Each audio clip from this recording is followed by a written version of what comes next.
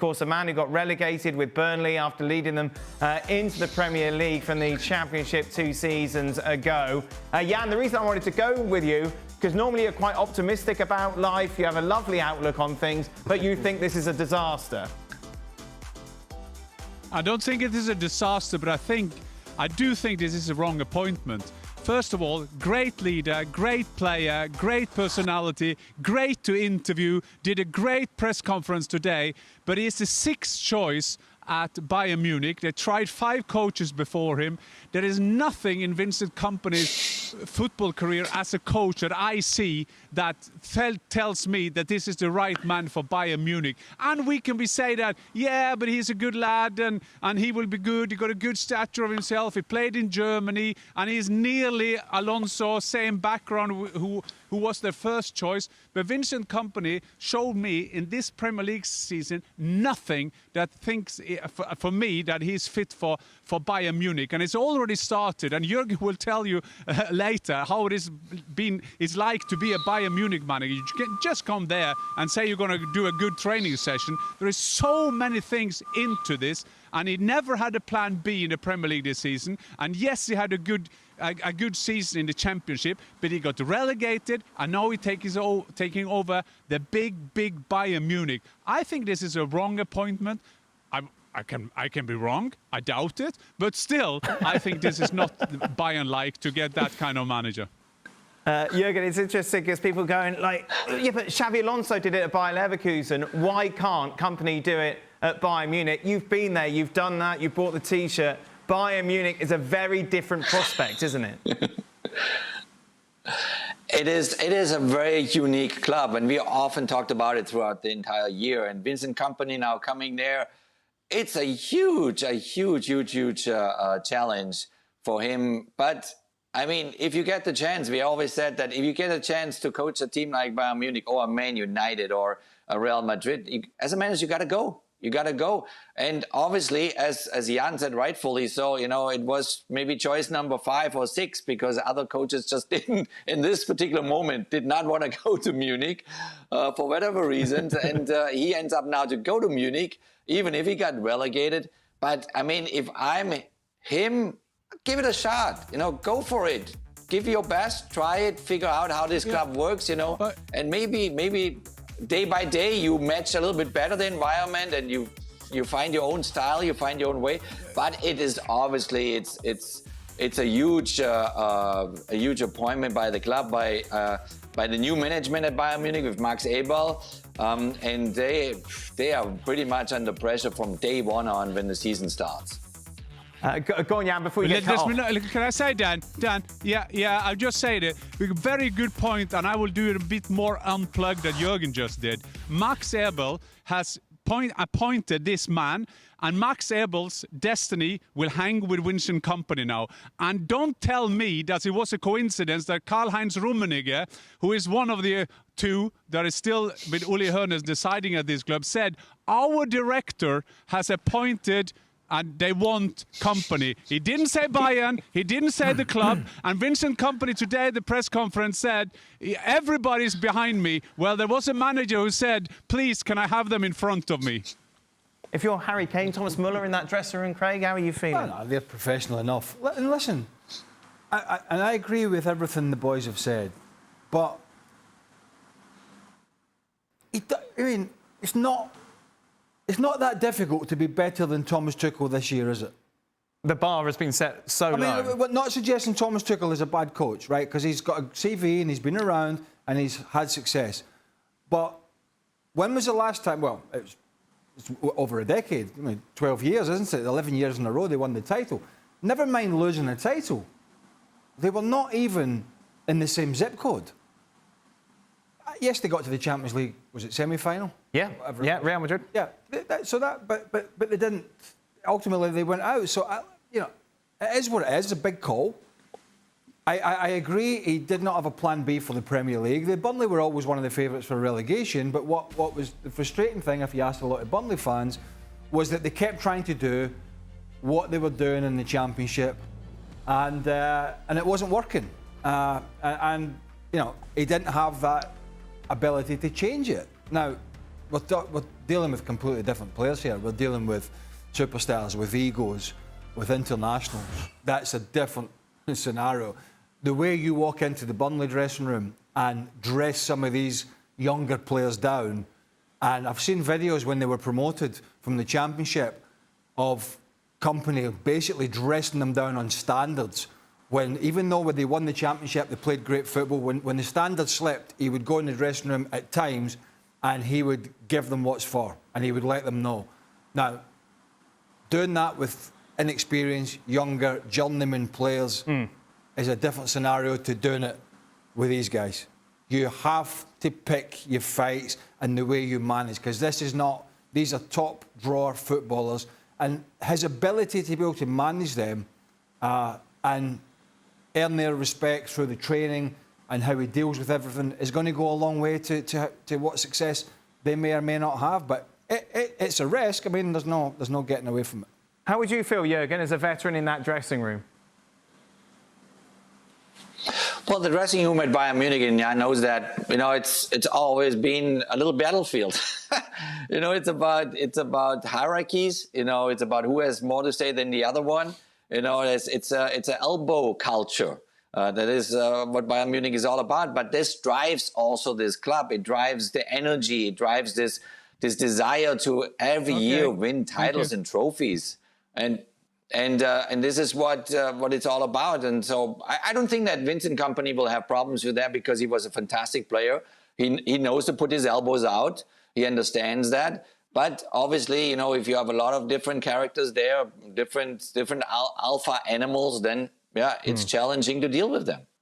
Mark Ogden comes in to replace Jan-Åge Fjordtoft. As we welcome Mark, we can talk about Spurs with him in a moment. But first, just focusing on Kompany, how do you think he's going to deal with this Bayern Munich squad, Mark? Something, of course, he's never had the opportunity, never had the problem to do in the past. Yeah, well, I just heard Jurgen talking about the alpha animals in the Bayern Munich dressing room. Well, Vincent Kompany was the alpha male in the Man City dressing room for about a good 7 or 8 years, and he was a really big personality. I remember under Roberto Mancini, when it was quite difficult towards the end, some of his staff used to call Kompany the professor, because he felt he knew it all. And that, in a way, is what he might come up against at Bayern Munich. A lot of players who think they know more than the coach, and it's going to be very difficult for him to deal with that, because the squad at Burnley was a very young squad. And that may have been because the club wanted a younger squad to deal with, and he kind of lost that edge in the Premier League because he didn't have enough experienced players. But he's going to have a dressing room full of experienced players now. And how he handles that is going to be interesting, because he has got a big ego, but he backs it up, Vincent Kompany. He backs it up with his intelligence and his track record. But it's going to be so tough for him at Bayern Munich. He's going to need the likes of Harry Kane to be on his side from day one. But it's going to be so hard. I mean, his track record as a coach at Anderlecht wasn't great. He did well at Burnley for a year, but I just don't see how his coaching credentials enable him to get the respect he wants in that dressing room, because it'll take 15 seconds and they'll know straight away whether they back him or not. And I think, yes, as a player, he was a great player, but he wasn't even a Bayern Munich level player. He didn't win the Champions League. He won Premier Leagues with Man City, but as a coach, he hasn't got it, that track record. So I just don't know how he can do it. I think he'll really struggle. Well, Julian Nagelsmann walked in there with, I don't know exactly his playing credentials, certainly nothing close to Vincent Kompany. But he walked in as a much younger manager even, but he had some better coaching credentials behind him, i.e., I think at Hoffenheim, where he did fantastically, then RB Leipzig, where he was well thought of, particularly the way they played. And so he sort of had, he was younger, I think, when I remember we were talking about it. I think he was younger than one or two of the players when he walked in the dressing room. And I think even he said, he was quoted as saying he was a little bit in awe of a little bit anxious about how he would be received walking in, being so young. But he'd been around, and he had been around, even for such a young man, he'd been around the coaching side of things for quite some time. As Mark said, Kompany's got the CV from this big, playing centre-half, stature, international, leader. But ultimately, he's coming in off the back of a relegation from Burnley, and that has never, ever, ever, ever been the criteria to take a job this big. I think Kompany's biggest challenge, and Jurgen would surely know this more than most, is dealing with the politics of that football club. And while yes, you inherit an incredible squad of players, a history around a football club, and players who want to believe in their manager, all of a sudden you draw a game or unexpectedly or lose one that really you shouldn't. And that political pressure starts to tell, and the media starts to ask questions, and you bring that pressure, that external pressure, into your own personality and how you communicate with the dressing room. The players will know. When you start to feel that pressure, the players will know, and that's when I think issues start to develop with that squad. It's not on the first day and understanding that, well, Thomas Muller probably can boast an even better trophy cabinet than Vincent Kompany. That's not the issue. It's when things start to go wrong and people start to question you, how you manage that, and how does that translate to your team talks, your tactics, the decisions you make in the dressing room. Players will be fine, but only the ones he picks. Yes. Yeah. And that's true. A player is always fine when a new manager's coming in. Generally, if he thinks the manager's on board, if he's and if he's picking them. The biggest problem amongst apart from the politics at some of these big clubs, particularly Bayern, is it's not the players you're picking, it's the players you're not picking, and how you're going to manage them, and how you're going to deal with that. And that gets tougher the further up the tree you go, because you're now dropping. You know, we saw some issues this year with Leon Goretzka, with Joshua Kimmich, with Kim, with Matthias de Ligt, and several others. Big players that Thomas Tuchel either wasn't convinced about, or they were not playing well enough. And in the end, Joshua Kimmich ended up playing at right back, and so he got shuffled out there. And these are the issues that are some of the issues that Tuchel and others have to deal with. It's a bit like when Niko Kovac was at Bayern before Hansi Flick came in and rescued it. He had left sort of marginalised Thomas Muller.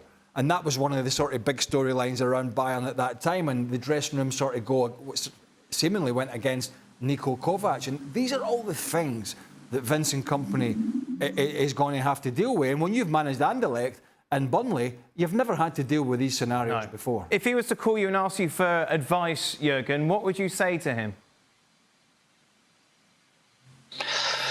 No, I mean, you just wish him, you wish him that he is backed by the bosses of the club, especially then, as you said, especially when a couple of defeats are coming in or bad results or some difficulties out there. You need the being backed by the big leaders of Bayern Munich, that they go public and say, no, this is our coach. No, he will go. We go through thick and thin with him throughout the entire year. Maybe after the year, then we talk about how much achievements he had. This is the most important part, that he feels like he's backed by them, and also that the locker room knows it, that the players know it. There's no doubt about it. They go now with Vincent, no matter what happens in the first 10, 15, 20 games. And then, you can only keep your fingers crossed for him. But it is a lot of politics there. A lot of people have a say at that club. And it's also a little bit of a new era with Max Eberl being the sporting director, and a new CEO as well, and Uli Hoeneß stepping a bit in the background. Karl-Heinz Rummenigge is in the background. So it's not gonna be easy. But I hope for Vincent. I really hope for him that he gets the help from above. Jurgen, this whole alpha dressing room where you've got these big personalities is really interesting. Just looking from the outside in, and if you're going into a dressing room like that balance that you have to strike must be quite difficult, in that you want to continue to have a good relationship with these players, but also you want them to know that you are the boss. Absolutely, but the players know if you are backed by your bosses or not. The players know every day, what is the coach's situation, and that was the big, I think, advantage in a good way, and I'm totally happy that he had that advantage of Hansi Flick. Hansi Flick was backed by Uli Hoeneß 1000%. When he stepped in, come on, help us out now. Actually, you're the interims coach. He was not even the head coach. He was just the interims coach. But no player has anything to say now about being critical or having doubts or whatever. Whatever Hansi Flick will do now going forward will be accepted, will be respected, and will be executed. And that's how Hansi then, in his fantastic own kind of funny way, then got them 7 titles in 2 years because he knew the big bosses above me, Karl-Heinz Rummenigge and they back me. So no problem. So it is kind of a balancing act. It is tricky for every manager in this environment. And I mean, look at just the last 10, 15 years, you know. Look at Carlo Ancelotti, who's now in the Champions League final. He can tell you stories about Bayern Munich. Yeah. You know, Lazy old Carlo. So there are so many big coaches, you know, they had their experiences with those personalities at the Säbener Straße, which is, you know, where they have their training center.